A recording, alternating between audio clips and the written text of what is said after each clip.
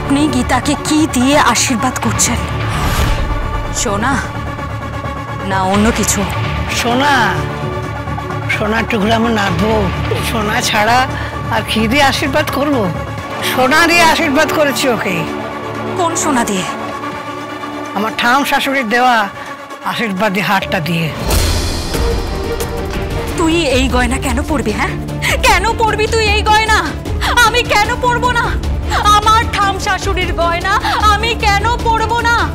আমি এই বাড়ির বড় নাতবো, আমি কেন পরবো না? কি চাইছিস তুই গীতা? হ্যাঁ, কি চাইছিস? তোর জন্য, শুধুমাত্র তোর জন্য আমার বর এতদিন ধরে আমার থেকে দূরে। তোর জন্য আমার হাত থেকে সবকিছু, সোনা গয়না সবকিছু ফসকে চাইছে। কি চাইছিস তুই? হ্যাঁ, কি চাইছিস? কি শুরু করেছিস তুই? তুই কি ভেবেছিস?